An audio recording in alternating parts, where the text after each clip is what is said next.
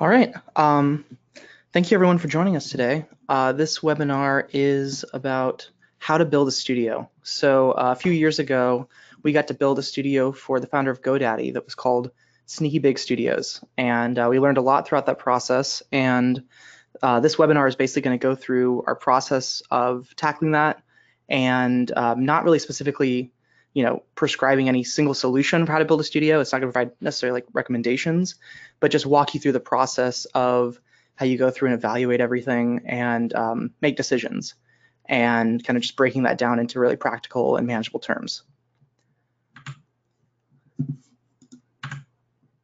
So my name is Nick Anderson, and I am the product manager for Creative Space, and I'll go a little bit into Creative Space at the end of this presentation. I'm also a colorist as well in the Atlanta area, and I handled for Sneaky Big basically the production and post-production aspects of it. So it was a full facility, had broadcast as well as production and post-production, but my area was really focusing on that production and post-production. And if you're not familiar with DigitalGlue, we are a systems integrator. And really we're one technology partner for content creation, post-production, and contribution and distribution. So we like to call ourselves a glass-to-glass systems integrator, which basically means the glass of the lens all the way to the glass of your screen. And so basically we help you figure out what you need at the beginning, designing the solution based on your exact needs, what capabilities you're trying to add. And then we work with you to get all this stuff that you need to do that. We put it all together for you, figure out the bits and pieces, and we teach you how to use it, give you practical instructions that work for your workflow, and make sure that we're turning that over so you're taking responsibility for it when it's done, because you need to actually be able to use that solution. And then we support you as you go. So that process is pretty much what we do for any purchase a customer makes. But a studio is a little bit different, and that's because there's a lot more moving pieces, and you can't just tackle everything individually. It's all kind of in parallel and overlapping. So it takes a lot more thought and care, which means we kind of break down the process a little bit differently. And that's basically what we're going to go over today in this webinar, is how you define a scope, determining your budget, developing the design, prioritizing purchasing, coordinating installation, training, and then how you navigate support after we're gone, and then adapting to those changing needs you have once you get the solution in place and your studio's all built. So really defining scope is about figuring out, what do you mean when you say studio? There really is no single answer. But really a studio is a nexus of people, passions, space, and resources that are targeted at content creation. So that's like a space to work, resources to work with, and people that really bring it all together. And this is one of those themes in this presentation that we're going to keep going over, is that's about people as well, not just the resources. And so really the question you have to ask yourself is, what kind of studio do you want to build? There's different kinds. So you have original content creation studios, which would be like, think of like Pixar and Disney and these different companies that have very specific stories that they're trying to tell. And then you have like creative facilitator, which would be more like the traditional studios that you're familiar with, that while they may have original content, they're more about a facilitator of saying, here's a project, we're going to invest in this, we'll invest in that, and they kind of help coordinate all these projects. And then you also have kind of the bottom two are more like what you'd look at as a commercial studio. So you have like multi-use spaces, which pretty much are, we got a green screen, white screen, whatever, just bring in your equipment, you can shoot here, it's pretty much just a space. And then you have specialized services, which require specialized technicians. And so when you choose to go with that route, basically you're saying, I have this unique niche capability, and if people need this, then they can come to me. And you're really trying to focus on the specific area and have specialized technicians for that. So really what you got to figure out is, why do you want to build a studio? And what are these capabilities that you hope to gain? Because that's really what studios are about, is bringing all these resources together to provide capabilities that allow you to create content. And so here's a few questions to identify what those capabilities might be. Is there something that you can't do now that you want to do? And is it a lack of knowledge, a lack of resources, or both? And how are you limited by not having these capabilities? And the real question is, if I had the resources, how would they generate value? So it's important to remember you can't do everything, and you need to be mindful with the money that you're spending, and focus it on the areas that are going to bring you the most value. So let's kind of take a step back for a second, close your eyes, and we're just going to go on a little imagination journey. So forget about the money for a second and imagine what you want to be doing. Forget about what you would want to make. What would you want to do, like every day? Because no matter what happens, you're still going to be you, and the people around you probably want to enjoy themselves too. And you're probably wondering at this point, why am I saying all this? What does this have to do with the studio? Well, I know lots of people who have studios. I've seen kind of the day-to-day workings of those, as well as obviously my experience on Sneaky Big. And once the studio is built, you can seem like, okay, great, we've got all these capabilities, and it's just going to be, we're going to reach that finish line, and everything's going to be great. But in reality, that's just the beginning. You're going to have to work day to day, and there's lots of stuff you're going to need to manage, and you really need to think all these things through before you jump into something, right? Because you probably have one vision of what you want, and there's all these other pieces that might go into it, and you need to be really, really specific about visualizing what is this thing that you want to do, and what does that involve, and what people, resources, et cetera, do you need to put it together?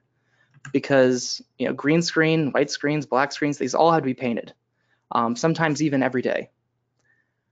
And live productions and productions in general, they had to be coordinated, so someone has to do that. And your equipment has to be managed and maintained on an ongoing basis. And lighting grids may need to be redone for each production. Each production coming in is going to have their own unique needs, and they may redesign everything. So that's another thing you got to consider. Right, so in general, what I'm saying is studios are a lot of work, and you need to make sure that you have the right team. And you don't want to get overwhelmed with all these possibilities, and a good way to do that is to find your unique value proposition. And so there's a few ways you can do that, right? Basically, ask these questions yourself. What do you want to be doing day to day? What knowledge and skills do you have that can generate value? Forget about strengths and weaknesses. What do you enjoy and what don't you enjoy? Do you have an existing network to draw from, right? This is one of the most important aspects, is finding these people that are going to go along this journey with you. So at the end, you all together have the knowledge you need to kind of take this over and take it to the next level. And if there is a gap in your knowledge and experience, will you enjoy filling it? And the final scenario is, are you just in this amazing position that you can just get whatever you want or need as long as it's the right thing? Well, that was the position Sneaky Big Studios was in, which was kind of funny for us because we didn't think that was really a customer that existed. We were trying to kind of say, okay, we can get you some budget items. We could figure out, okay, here's some used things, all that. And they said, no, we want to get the right stuff, the best of the best. Just let us know what that is. So it's a pretty amazing opportunity. And basically, Sneaky Big Studios was an internal agency that wanted to have external opportunity. So they had their kind of own internal built-in business that they could get, but they also wanted to make sure they could answer anyone else's needs. They had a non-stress budget. They could go as far as it needed to, but they were still trying to maximize the value of every dollar. And there was an existing build project for them to join in on. So we got to be involved in this whole entire process from the ground up of building this facility and designing with the architects and kind of taking that all the way through to the actual build out. So it's kind of like a if you build it, they will come kind of thing. But you need to make sure you know what to do when they do come, right? I mean, that's basically the most important part, because technology can be very complex and highly specialized. So how did Sneaky Big Studio specialize? Well, one of the big ways they specialized was they got an uplink where they could connect out through the switch to pretty much every broadcaster in the US. And so their control room basically became a control room for anywhere. And they could do jobs anywhere, not just in Scottsdale, Arizona, where they're based out of. And they actually made history with CBS Sports when they, I think it was a Steelers game or maybe a Packers game, but basically they operated the first Skycam from afar. So they were actually from Scottsdale, Arizona, in their control room. They were operating the Skycam at the actual football game. It was pretty amazing. And just recently, the Alliance of American Football chose them as their official live partner. And the reason they did that is they wanted to change the way they were interacting with fans. And to do that, they had to find a partner who had all the capabilities that they needed to do that under one roof, that they could day-to-day basically work with, and it wouldn't be a huge hassle. Coordinating between multiple vendors is never really a fun thing, and these are really quick turnarounds. And so having all these capabilities under one roof was really big for them. And what capabilities specifically, I'm going to go into that a little bit later. But the real thing is that they converted these capabilities that we gave them into a unique value proposition, which the Alliance American Football and others really liked. And they did that by building value in people and not just technology. So really, right resources plus right people equals success, right? Because technology alone does not equal capability. So what makes a good team? Well, it's a balance of passions, not just skills. And the overlaps that people do have lead to more dynamic discussions and better communication. And also on the other side, you need to make sure that every potential need you have is met by at least one person, right? So you can have overlap, but you got to make sure everything's covered. And you got to make sure that everyone can speak open and honestly. That's really the core thing to improving and keeping your team working. So kind of just reviewing this session or section before we move on to the next part. What is your scope, right? What do you want to do? What money and time constraints do you have? What resources do you need to do it? What collection of skills and knowledge is required to operate the studio when it's built? And what sources of revenue will you have once the studio is done to then fund it on an ongoing basis and make it sustainable? Once you understand your scope, now it's time to figure out your budget, right? What is worth spending money on? How do I know what to buy? And that's pretty much everybody's question. And the answer is you need to explore multiple scenarios. So what we did for Sneaky Big and what we recommend doing is putting together multiple budgets. You have a good, better, best, and then finally your actual budget. And my recommendation is you start with your best budget because that's going to be the easiest one for you to figure out. You're going to say, my wish list, every item I ever wanted, put it on a list. What does this look like? And typically it means that a lot of things that would require manual work are now covered through automation, slick products, that kind of stuff. But you take that and then you can go to the good budget, which basically is the exact reverse, where you say, okay, what if I had the bare minimum, spent the least amount of money now, but we basically supplant that with labor and people figuring all this stuff out? Because that's really, the reality of it is the less that you spend on the products, the more you're moving that into your OpEx and your operational expense on an ongoing basis.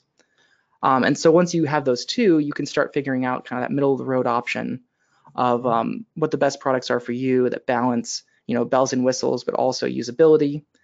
And once you have all three of those budgets, then the process basically is you going through kind of redlining it and combining all those into what your actual budget is, because there's so many different focus areas. So, one section of your studio with like actual room with lighting and all your equipment may be the thing you spend more money on, whereas you want to just have a good post-production suite just so people can go in and do some rough edits, or vice versa. Whatever makes sense to you. There's lots of different areas of your budget, so you can kind of adapt back and forth depending on what your specific needs are. And really the important thing to keep in mind is that technology, while you can learn about the technology today and maybe it's available, there's really this kind of difference between when technologies exist, when the infrastructure is ready to support them, and then finally when people are actually knowledgeable and ready to use them on a day-to-day basis. And this has been really a huge challenge as we've gone from HD to 4K and to now. But the reality is now is actually the perfect time to build, because resolution and infrastructure are stabilizing. We're getting to this point in the market where technology is becoming fast enough, but also we're not really going much farther in resolution. And so I kind of call this the great plateau. So we had analog film, which was pretty much a standard. It was pre-resolution. It didn't have resolution in the traditional sense we think of with digital. And we went down to SD and then HD all the way up till UHD a few years ago. And that was about as far as we needed to go visually. But then we came out with, Red came out with the 8K cameras and kept going from there. But for the most part, even though the panel manufacturers for monitors are going to be releasing 8K monitors, that's that's not really what we need to go to for the majority of productions, and it's not where the industry is going to start investing necessarily. It's just For the displays, it's just a good standard. So where we are now basically is 4K and HDR is viewable through OTT. I mean, you can get a TV now for about what you could get a HD display for before. There's lots of great looking cameras. This IP technology is now actually usable, and fiber connectivity is everywhere. So, you know, a lot of these limitations that we had when we were building Sneaky Big and where we were on the forefront are now really generally available and a lot more fleshed out.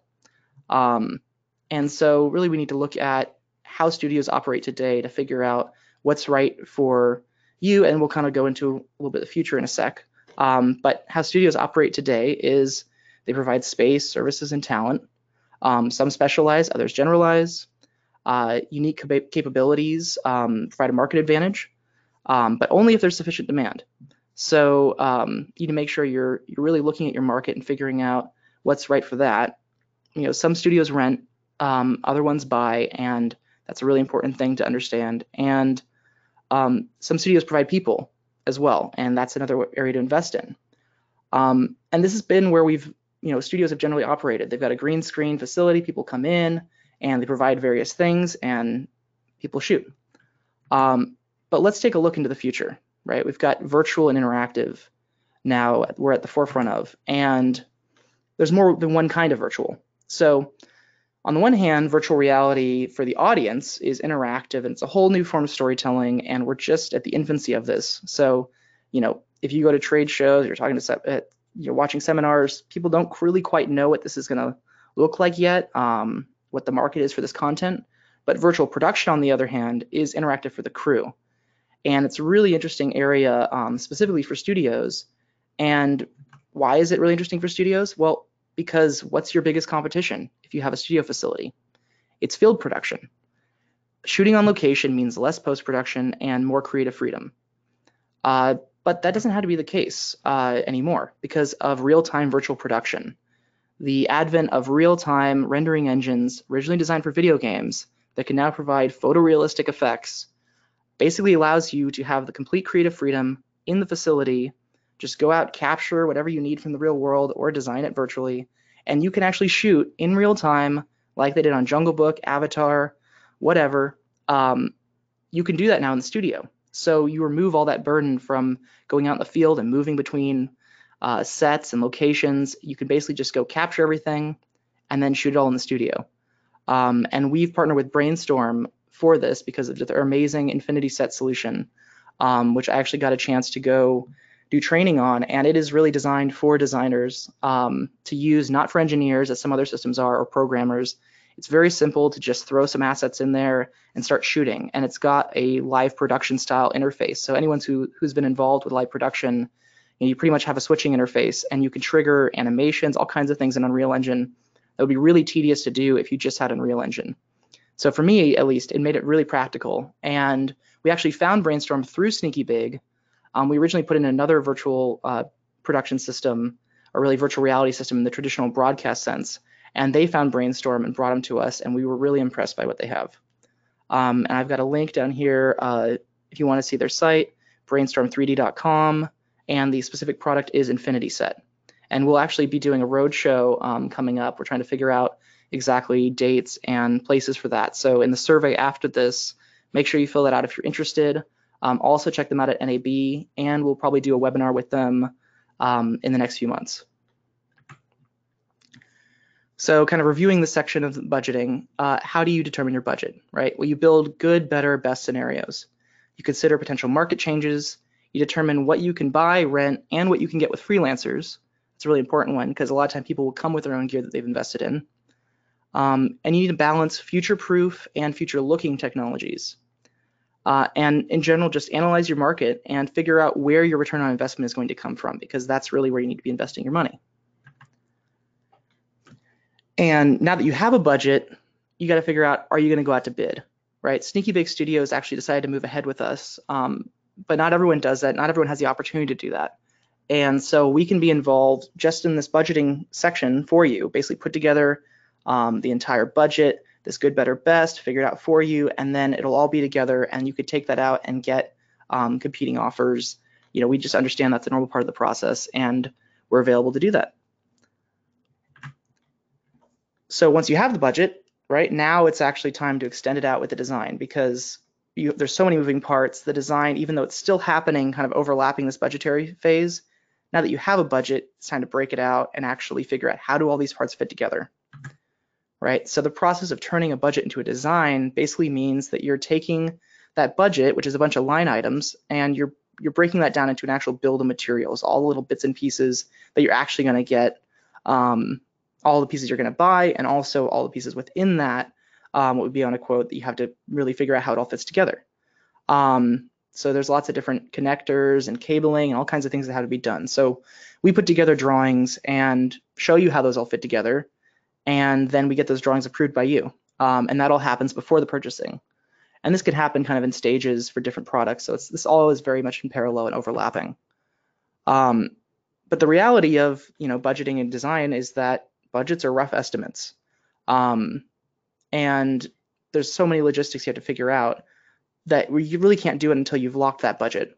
And quotes are oversimplified, but it's also important to make sure that as we're going through this process that you're figuring out, okay, yeah, this was the budget. That budget was a rough number to make sure that there's enough money for what you need, but we're always being dynamic and always figuring out what are the right products for this system, and new products come out. We need to adapt and make sure that we're always getting the right thing.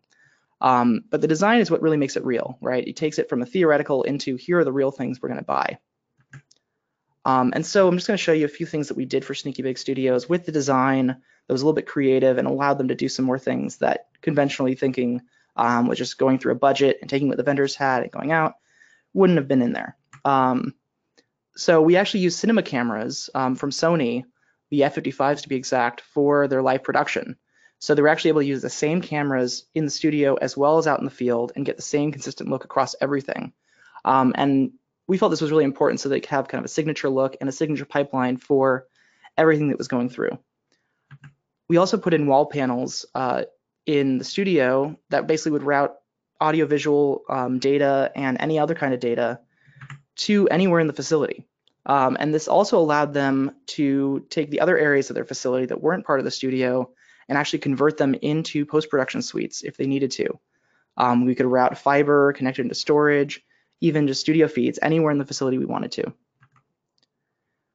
And we also provide them, of course, all the production gear they needed, the lighting, all of the expendables, cranes, dollies, all the stuff they needed. And we also put in a color calibrated lighting grid because we actually use quasar tubes for this. And the reason we did this was because the Sony sensors specifically have a certain chromaticity to them.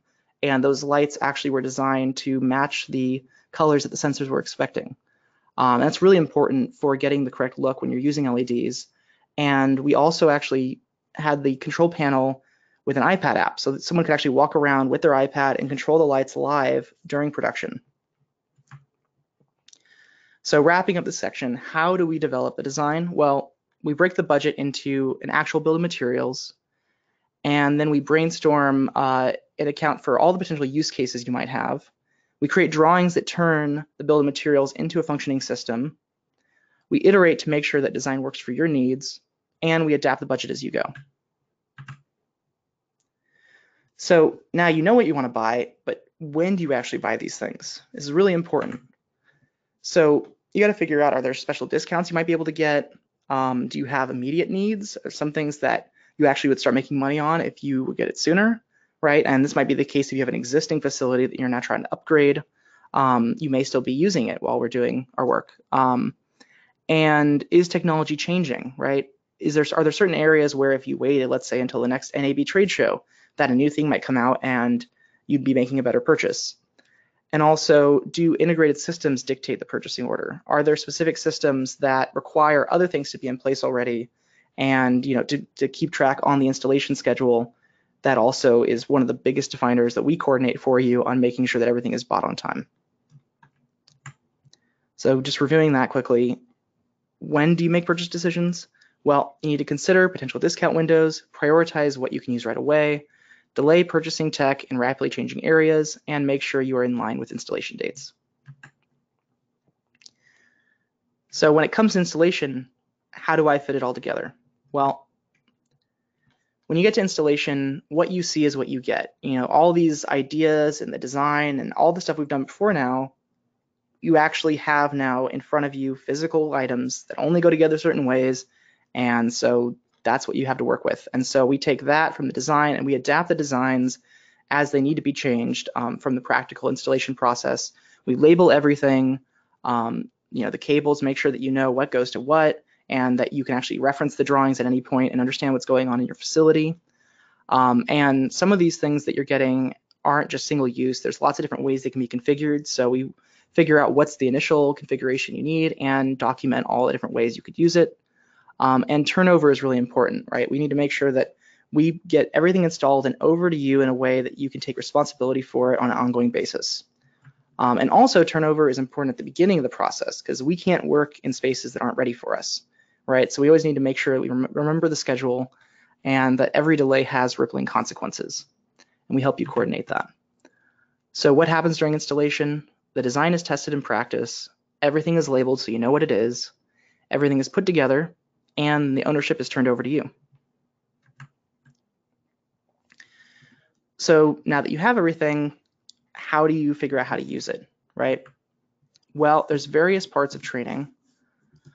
There's vendor training, which a lot of the time is required from the vendors for certain products, where the vendor comes in and they train your top-end team to understand all the ins and outs of a specific product. Then there's also workflow training, because you have all these pieces that work together. We work with you for the workflow training, figuring out exactly how you get from point A to point B and document that whole process. And there's also general training, which is just pre-production, production, post-production, understanding these areas. Maybe you have people on your team, managers that don't necessarily understand the nitty-gritty of these things. We can help them understand that whole process. And at the end, really figuring out, once we're gone, how do you onboard new people, right? There's freelancers who come in and you don't want to have to go through this training all the time. So we work with you to figure out kind of procedural, practical, step-by-step instructions that when a person needs to do this specific thing, there's a set of instructions for them to do that. And so really you provide the people who will take responsibility for these capabilities. We coordinate getting those people trained with the skills and knowledge they need. When possible, we make sure training is specific and practical. And then we make custom reference materials that are designed to be task specific. And then when we're gone, what happens if something breaks, right? I mean, it's really important to understand how to navigate support. And there's different tiers of support. So tier 1 is us. We specialize in specific products that we have, really a big focus and brain trust in, where we've partnered with these vendors. And also we've put in this whole solution for you. So we know how it all fits together, which a specific vendor may not. But if we do need a vendor's help, then we'll escalate something to tier 2, which you do need to have a service level agreement with them most of the time to provide support. Otherwise, we don't have anywhere to turn. And then tier 3, whether it's us or the vendor, is where for more complex issues, specialists are brought in. This may be the people who actually design the product versus support people, or someone on our team who actually designed the solution. So here's some questions to ask yourself when you're considering a support issue, right? Are the answers available online? If you do a quick Google search, looking through forums, a lot of the time the support person is going to be doing the same thing. So you can get a little of the groundwork out of the way and tell them, yeah, I saw that, yeah, I saw that, and you can get to the answer quicker. Does the solution require remote access? You may need like Log Me In or TeamViewer or some solution on your side. You can go ahead and get that installed. That'll speed up your support. And do you understand the problem well enough to communicate it and articulate it? Of course, the support person is there to help you and figure it out. But of course, always having some details that you can provide and any way that you can actually reproduce the issue when the person's on with you is always very valuable and important. And really at the end, you got to think of what is the fastest solution or fastest path to a solution. Because there really is no one single path. Every problem is different and people have different knowledge sets. So how do I get support? Well, you diagnose the problem to see if you can describe and replicate it. You take notes, make sure the system is ready for remote access, reach out to us, tier 1 support, or in some cases, if you have a relationship with a vendor, reach out directly to them. So now finally, okay, we're gone, you're using your studio. What happens when you need to change or adapt? When do you invest? When do you expand? So once you have these capabilities, you've got to start using them. And it's important to listen to your team and understand as they're going through and using these products day to day, you'll start learning actually all the little nuances involved. And there may be little ways that you can invest in a solution and make things better, more efficient. And really, this is all about adapting to the real world data that you're getting, not just from your team, but also from the market, right? What are you selling? What services are you providing? There's a concept in economics about sunk costs, which basically means don't make future bad decisions based on previous bad decisions. Of course, we hope throughout this whole process that we are giving you the exact right thing for your needs, but of course, we're only as good as the information that we get. So it's important to make sure that as you're going, you are testing that market and you're figuring out what is going to work for this market and its needs so you can have a sustainable, ongoing business. And ultimately finding growth opportunity, right? Once you have these capabilities and you're actually in the market will tell you what it needs. What are people asking for? So yeah. So let's review everything we've gone over so far.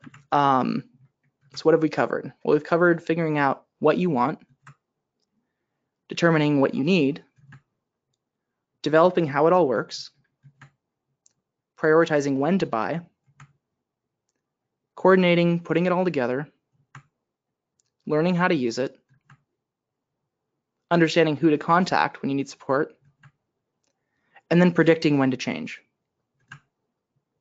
And I hope the takeaways you're going to get from this webinar is really thinking about and knowing yourself a little bit more, looking into your market and trying to understand, are you building in the right place and how you can make a return on your investment. Think about the unique and stable capabilities that you can provide rather than thinking about trying to compete with everyone in your market. What are unique niches that aren't being covered right now that you can cover? And really, the most important thing is to stop thinking linearly. If you're thinking about this whole process as, okay, I'm going to design it, and I'm going to budget it, and I'm going to purchase everything, and it's all going to go in, really this whole process is kind of overlapping. And if you really want to make the best decisions and maximize your investment, you kind of just need to go with the flow and figure out, okay, how can I make strategically the best decisions and adapt as I'm going, right? You want to make sure you're investing every single dollar to its maximum potential. And so kind of looking at the phases of build out, it's really more like this overlapping structure where the beginning of the budgeting, but throughout the budgeting, you're also designing.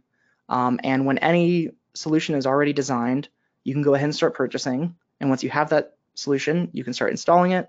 And hopefully the training is this ongoing process that really we're working with you from the very beginning. You're training us on what you need, and then we're training you guys on how to use the solutions. And so we really hope that that's an ongoing process that starts at the beginning with the right people, and we carry those people through the entire process so they really are intimately involved and understand and are really interactive with the process, so we can make sure that it's tailored to their specific needs. Right, because nobody can know everything, and you need to make sure that you have a brain trust, this group of people that will support you as you move forward. And really it's about figuring out how can you be better together. And also, how can we be better together? Video requires, or really is, data, right? And data requires storage. And the question I have is, do you have a dedicated storage expert on staff right now?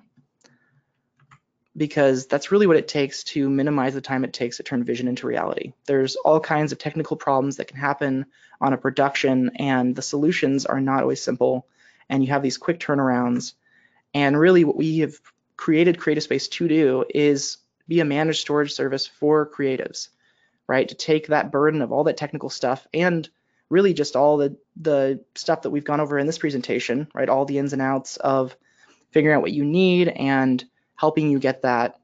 We've put that all into a managed service.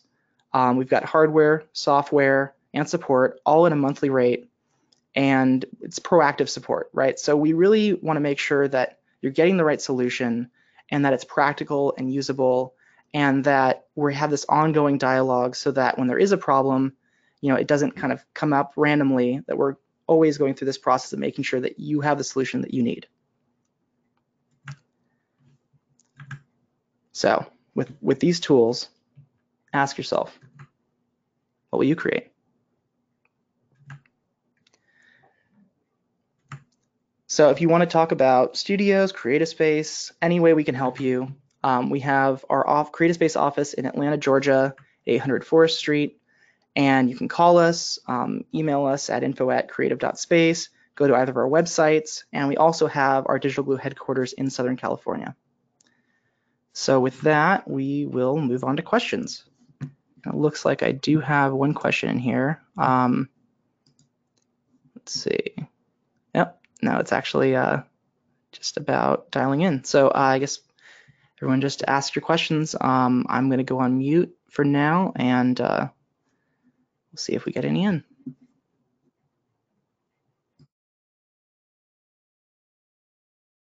Oh, also, just a note, make sure that you download the How to Build a Studio PDF that is in the handout section here in GoToWebinar, and we'll also send that out as an email attachment following the webinar. And just a note, this webinar will be uploaded hopefully by the end of the week, so you will be able to review it afterwards.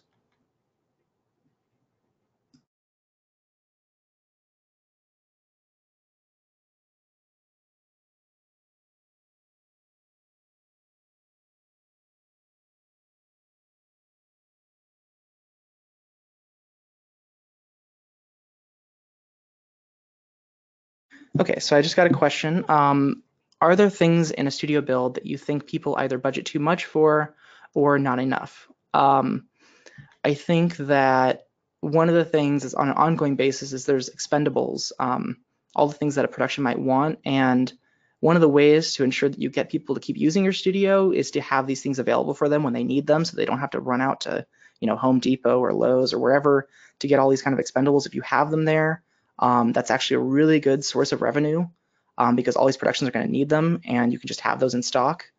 So that's one way that's really important. But let's see. I think lighting is hugely important. That's an area where if you invest in just kind of budget LED lights and things like that, what you're going to get basically is people's footage they capture at your studio is not going to look ideal. One of the biggest issues with LED lights is that, like I was talking about earlier with the quasar tubes do a great job of replicating the full spectrum of color light. When you use traditional LEDs, while to your eye it may look like it's the same, they actually have very specific colors that they're emitting, and those may not actually map to your sensor properly. They really need to be calibrated for the sensor. And so what you get when you don't have properly calibrated lights is kind of both too green and too magenta look, which is really hard to handle and deal with. And as a colorist, I have to deal with that regularly. So that's a big hurdle that people don't really think about. And also with the cameras, making sure that you're capturing in a color space that captures all that information that you need so you can work with it later. So yeah.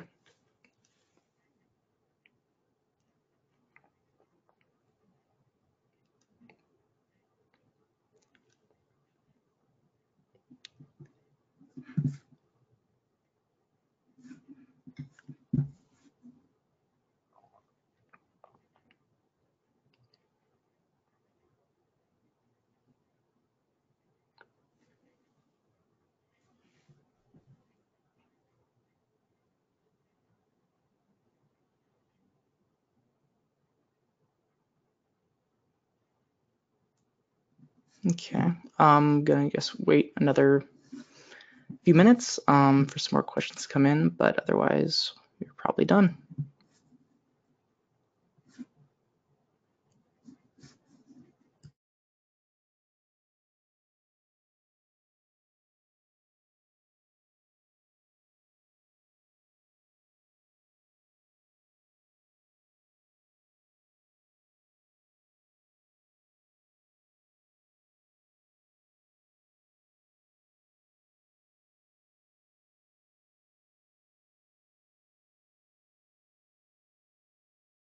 I think you guys could also actually unmute yourselves if you wanted to ask questions without typing them in.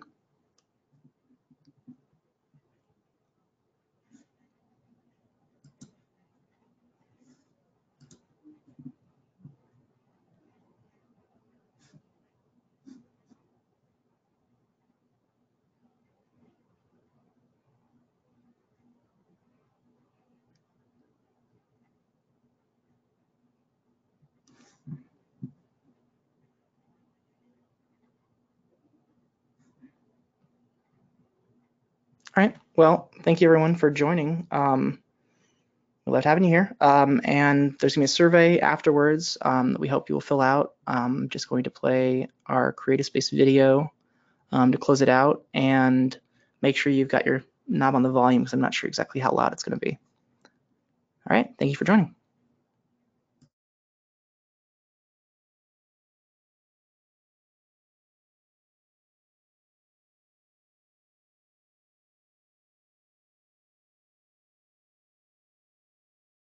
How long should it take to turn your vision into reality? Do you ever feel like technology is limiting your creative potential? Too often, the tools we rely on to create our content seem to get in the way. Existing media storage solutions are built on an outdated foundation that is unable to meet the demands of modern video workflows. They require you to choose between performance, cost, and ease of use. We thought there might be a way to deliver all three. We call it OPMS, On-Premise Managed Storage, combining uncompromised performance and support into one all-inclusive service. Imagine unlimited space to grow, to collaborate, to perform, to create. Introducing Creative Space, the next generation of media storage designed for collaborative workflows. Give yourself speed. Give yourself scale. Pay for it monthly. That's right. High performance, local storage that you pay for monthly, and it grows as you grow. Experience seamless multi-user collaboration without compromising performance. In an environment of ever-growing complexity, we make things simple. Built-in analytics and media intelligence help your system stay ahead of potential bottlenecks that threaten to interrupt your creative flow. Creative Space was designed with a simple mission: minimize the time it takes to turn vision into reality. That is why we make sure that even our entry-level solutions can handle today's 4K, 6K, and 8K workflows. So, with space like this, ask yourself, what will you create?